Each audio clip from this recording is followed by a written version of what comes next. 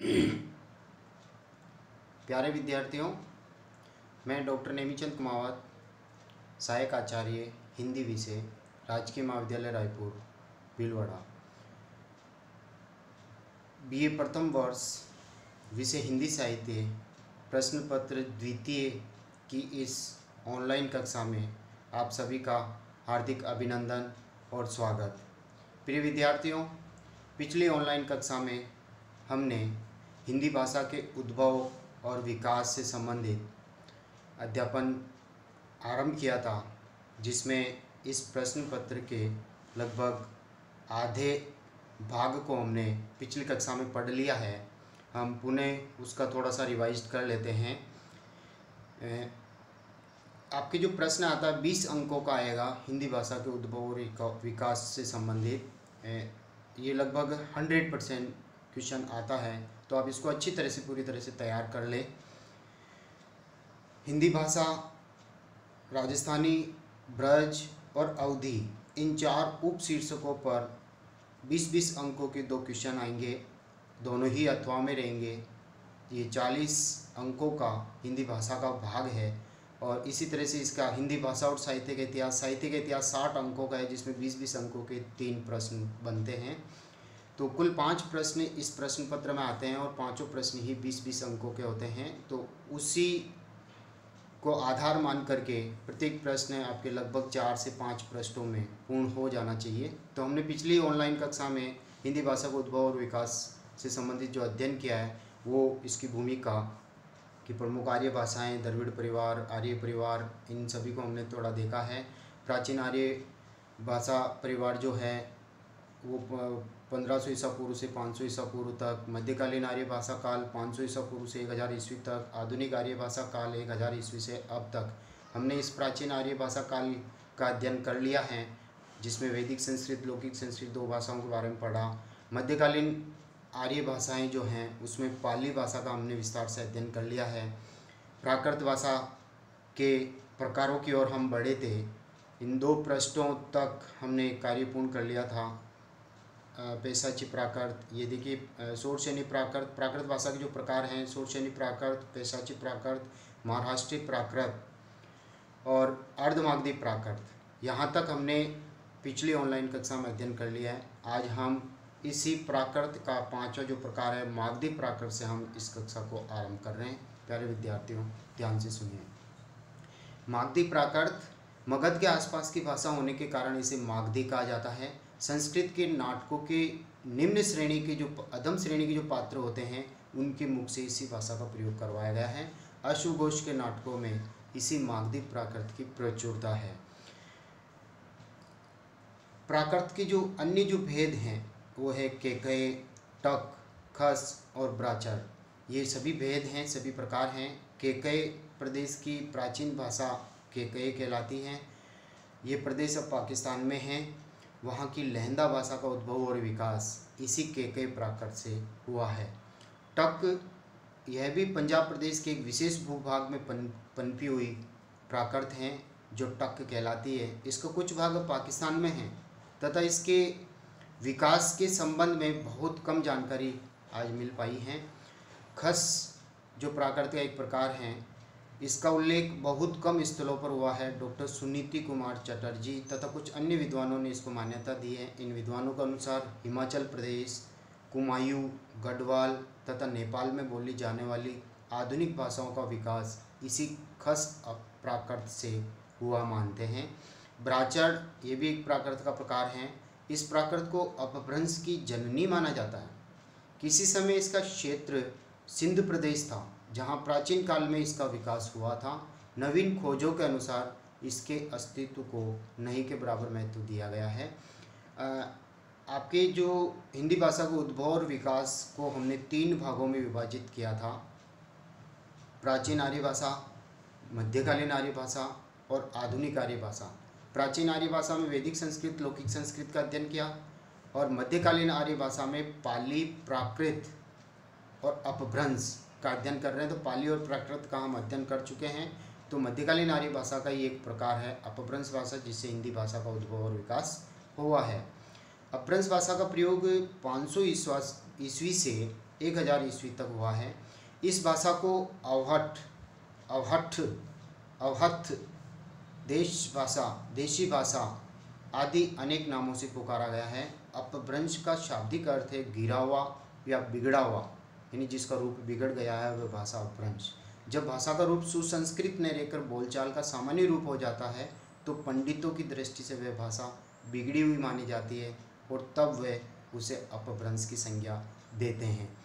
प्राचीन हिंदी की रूप रचना पर इस भाषा का प्रचुर प्रभाव पड़ा है। यदि इसे प्राकृत और आधुनिक भाषाओं की श्रृंखला को जोड़ने वाली कड़ी कह दिया जाए तो अनुचित नहीं होगा। किसी समय अपभ्रंश अत्यंत ही लोकप्रिय काव्य भाषा थी। विद्यापति ने कीर्तिलता, कीर्ति पताका में इसी अपभ्रंश भाषा का प्रयोग किया है। अनेक जैन आचार्यों और कवियों ने इसी भाषा में अनेक काव्य ग्रंथ लिखे हैं जो संख्या और गुणवत्ता की दृष्टि से उल्लेखनीय हैं। प्राकृत सर्वस्व शीर्षक ग्रंथ में अपभ्रंश के 27 भेद भी गिनाए गए हैं। इससे अपभ्रंश भाषा में जो कुछ कृतियाँ लिखी गई है उनका उल्लेख भी यहाँ नीचे किया गया। देखिए, आचार्य देवसेन ने श्रावकाचार लिखा, स्वयंभू कवि ने पौमचर्यु, रिटनेमी चर्यु, पुष्पदंत कवि ने महापुराण, धनपाल कवि ने भविष्यत कहा, अब्दुल रहमान कवि ने संदेश रासक, जोइंदू ने प्रमाद प्रकाश, राम सिंह जी ने पाहुड़ा दोहा, हेमचंद्राचार्य ने शब्दानुशासन, विद्यापति कवि ने कीर्तिलता, कीर्ति पताका जैसी रचनाएं अपभ्रंश भाषा में लिखी है। हम आगे की ओर बढ़ते हैं इसी अपभ्रंश भाषा के विकास की ओर। द्वितीय प्राकृत के अंतर्गत जितने भी हमने भेद किए हैं या जिनका अध्ययन हमने अभी किया है वे सब अपभ्रंश भाषा के ही भेद स्वीकार कर लिए गए हैं। यानी कहने का तात्पर्य है मध्यकालीन आर्य भाषा के जो 3 प्रकार हैं, पाली, प्राकृत और अपभ्रंश, तो दूसरा जो प्रकार है प्राकृत, उसके क्षेत्रीय जो रूपांतरण या भेद हुए हैं वही के वही भेद आगे चल कर के अपभ्रंश भाषा के भेद भी स्वीकार कर लिए गए हैं, अर्थात दोनों समान हैं। अतः अपभ्रंश के विविध रूपों से ही आधुनिक भारतीय आर्य भाषाओं का जन्म हुआ है। हिंदी का विकास भी इसी अपभ्रंश से हुआ है। अतः हिंदी की जननी अपभ्रंश भाषा है। उत्तर भारत में अपभ्रंश के 7 क्षेत्रीय रूपांतरण प्रचलित थे जिनसे आधुनिक भारतीय आर्य भाषाओं का कालांतर में यानी आगे चलकर विकास हुआ। इनका विवरण इस प्रकार है। अपभ्रंश के क्षेत्रीय रूप देखिए नीचे, ये शोरसेनी, पैशाची, ब्राचड़, खस, महाराष्ट्री, अर्धमागधी और मागधी, ये 7 क्षेत्रीय रूप है। और इनसे सामने देखिए, इनके जस्ट सामने विकसित होने वाली इनसे आधुनिक आर्य भाषाएं देखिए, शोरसेनी अपभ्रंश से पश्चिमी हिंदी, राजस्थानी और गुजराती, इन 3 उपभाषाओं का विभाषाओं का जन्म होता है। पश्चिमी हिंदी और राजस्थानी ये दोनों हिंदी की विभाषाएं हैं। पैशाची अपभ्रंश से देखिए पंजाबी और लहंदा। ब्राचड़ अपभ्रंश से सिंधी का विकास। खस अपभ्रंश से पहाड़ी भाषा जो हिंदी की एक विभाषा है। पूर्वी पहाड़ी, मध्य पहाड़ी, पश्चिम पहाड़ी, इसकी 3 उपबोलियाँ होती है। 5वें नंबर पे देखिए महाराष्ट्री अपभ्रंश से मराठी भाषा का विकास हुआ। अर्धमागधी अपभ्रंश से पूर्वी हिंदी, यानी इसकी भी 3 उपबोलियाँ हैं, अवधी, बघेली और छत्तीसगढ़ी, ये भी हिंदी का एक विभाषा का रूप है। मागधी अपभ्रंश से देखिए बिहारी, उड़िया, बंगला और असमिया का विकास हुआ। बिहारी हिंदी की एक विभाषा है। मगही, मैथिली और भोजपुरी इस बिहारी की ही 3 उपबोलियाँ कहलाती हैं।